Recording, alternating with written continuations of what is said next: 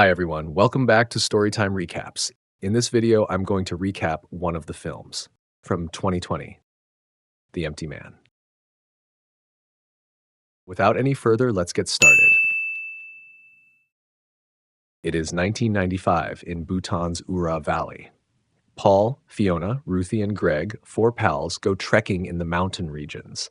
After passing a truckload of monks, they quickly arrive at a bridge. The group seems a little uneasy about the bridge, but they nonetheless stroll across it. At the end of the first day, they made the decision to head back when it began to thunder. As they are talking, Paul hears a peculiar whistle. While pursuing after it, he tumbles into a hole.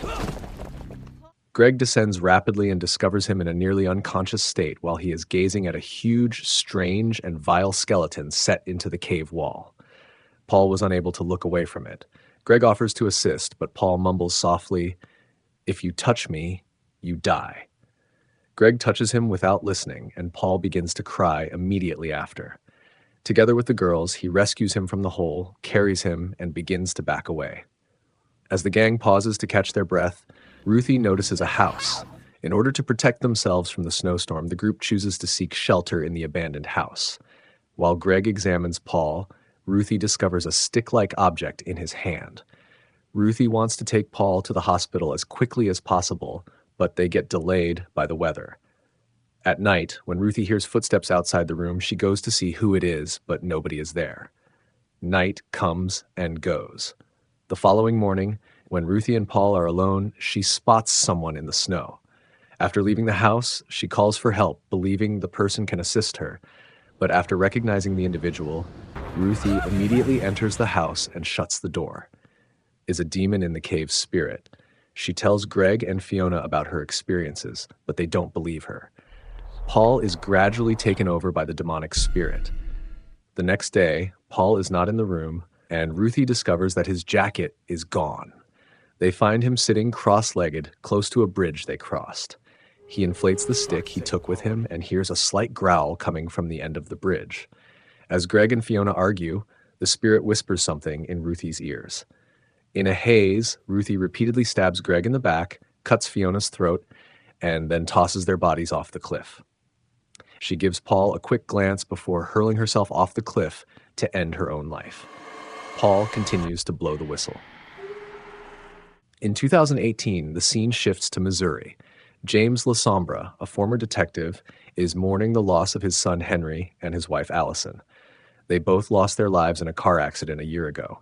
James goes to lunch and then goes home. While he checks the mail across from his pool, he notices his neighbor Amanda sitting on a bench. Amanda pays him a visit in order to find out if James is still grieving or adjusting to their deaths.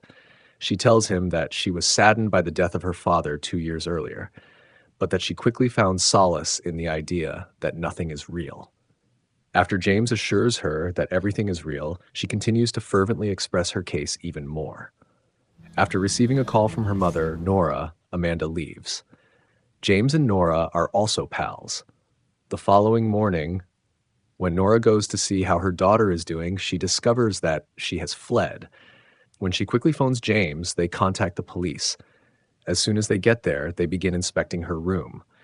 They discover a statement scribbled in blood on the bathroom mirror. "The empty man made me do it." The cops begin asking Nora if Amanda has ever struggled with depression. Amanda broke down in tears the other day at school when Nora told them about her panic episode. According to the police, Amanda fled her house and is acting distressed in an attempt to harm her mother. Nora no longer believes in the cops. While chatting with Nora, James begins to scan the room and notices Amanda's book, where she wrote that he is everywhere. Nora believes it's only Peter. After deciding to start his own investigation, James asks Nora to compile a list of her friends. He meets Amanda's friend, Devara Walsh, at her school the following day. He starts to record their chat without her knowing. When he begins to inquire about Amanda, Devara relates a joke that goes around the school. If you go to a bridge at night and find an empty bottle, if you blow into it while thinking of him, something would happen. After blowing into the bottle, it's said that you can hear the empty man approaching, and that all you can think about is him. He is visible on the second night, and on the third night, he arrives to retrieve the person who blew into the bottle. She admits that night they had attempted to test the theory. To summon the empty man, Lisa, Duncan, Meyer, Brandon, Amanda, and Devara went to a bridge and blew into a bottle that Amanda had found in a corner. While everyone else was standing, Amanda sat down cross-legged and blew into the bottle twice. She then chanted, "Empty man." As the leaves on the bridge began to rattle, they heard bottles rattling, a faint whistle, then footsteps. They all fled. The following day, in the mall, she noticed Amanda whispering something in Brandon's ear, similar to what Paul had done in Ruthie's ear in Bhutan. As she spoke with James, she noticed her bridge friends sitting cross-legged and gazing at her. In a hurry, she fled, but not before giving James her address. After speaking with Devara, James knocked on Brandon's door. He heard a woman crying. According to Brandon's father, he had been missing. When he got to Lisa's house, the door was open, but nobody was home. He discovered a Pontifex Institute booklet that he had previously found in Amanda's room. He looked around the house and found a dead dog in the backyard, surrounded by flies. After that, he called Nora and told her that, with the exception of Devara, all of Amanda's friends were either missing or had vanished, and he questioned the Pontifex Institute as well. However, Nora was just as confused as James. He then pulled up in front of the bridge that Amanda and her friends had gone to 2 nights ago.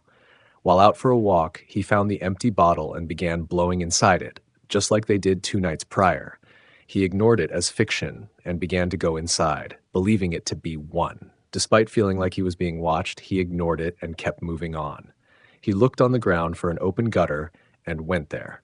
Upon entering, he saw the bodies of Brandon and Amanda's friend hanging, with the same words he had seen on the bathroom mirror. "The empty man made me do it." Amanda still hadn't been found. The investigation started again once James called the police. Unaware of what was going on, Devara went to the spa's steam room to relax alone, but she quickly sensed someone there. She was attacked from within by the spirit. Detective Villiers, the case's lead detective, argued otherwise, citing a Maryville mother who fed her infant to a group of stray dogs because she claimed the family member had been whispering to her and that she had written "the empty man" on the linoleum floor in the kitchen. He also discovered the same thing close to Devara's body. That night, James went home and resumed listening to the recordings of his chat with Devara. After that, he investigated the Pontifex Institute and found that it was a cult with beliefs that had their roots in Bhutan. Nora knocked on James's door, and while she prepared his dinner, she broke down, reminded of his daughter condition.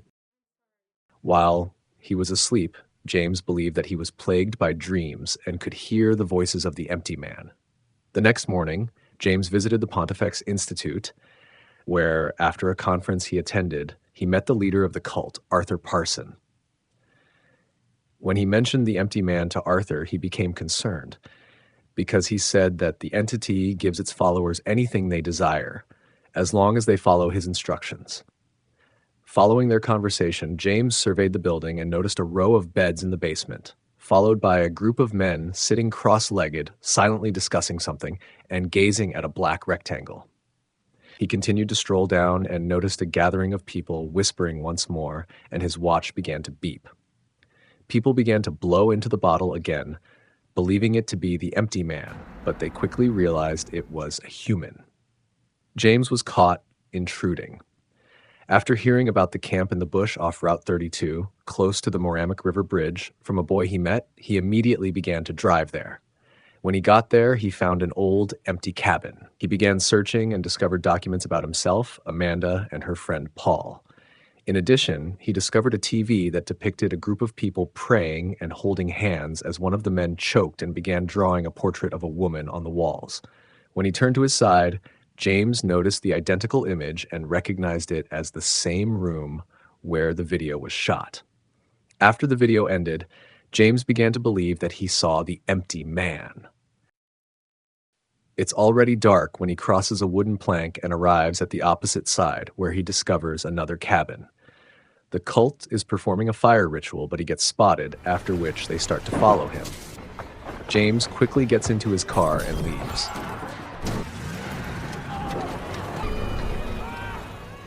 When he meets with Detective Villiers, he tells him everything, even the cult, but he is not pleased with the detective's response. As he leaves the station, he meets with Nora and informs her that Amanda might have joined the cult. As he is explaining the options to her, the phone rings. After Nora answers the phone without receiving a response, she hands the phone over to James. There is whispering coming from the other end when James answers the phone. They depart, supposing it is safe for Nora to leave the house, and she hides at a motel. Later on, it is discovered that James was with Nora the night Allison and Henry died, cheating on his wife Allison. James suddenly awakens as he begins to have hallucinations. As he tries to light a cigarette, he senses someone is in the house. When he gets to the door, he spots a teddy bear outside the door. He gets it inside, assuming it won't hurt. 3 days have passed since he was on the bridge. With the teddy bear in his back seat, he pursues the cult members to the hospital. Inside the hospital, the members of the cult are kneeling and bowing to a man who is using a breathing machine. He approaches Garrett, a cult member, and asks him what's going on and to whom the cult members are bowing and worshiping. James is informed by Garrett that the man functions as an antenna and that the cult members use him to transmit signals. He speaks to the empty man, who then speaks to the members of the cult. James believes Garrett is lying, so he stops at a remote location, tells him to get down on his knees, and then thrusts a gun to his head. Garrett is aware that James experiences déjà vu-like flashbacks and nightmares from the past. He goes on to praise the empty man and his abilities while claiming that everything is unreal. When James asks him where Amanda is, Garrett replies that she is on the bridge. However, he then begins to chuckle and explains that there isn't a bridge. James is now annoyed. He strikes him viciously and abandons him on the road. At night, James discovers his name in a file once more, and this time it includes all of his personal and family information. After more investigation, he discovers that the hospitalized man is actually Paul, who is in a coma and frequently visited by cult members who relay messages from him to the empty man. He hastens to the hospital, but as he does, he hears voices that repeat everything. When he arrives at the hospital, he discovers Amanda in Paul's room, and she tells him that the cult needs a new vessel and that Paul is dying from the stress of being the empty man. James feels strange all of a sudden. He is told by Amanda that he is a tulpa, meaning a fresh vessel for the spirit, and that she and the cult have created his memories in order to guarantee the deity's connection via his suffering and grief. Additionally, she says that James has only been alive for a few days, but he does not believe her and calls Nora, who is perplexed and unsure of his identity. James loses it. While he is in a dimension, he sees and feels the entity enter his body. He goes into Paul's room and shoots him. As he exits the room, he is greeted by a number of hospital employees who bend down to him.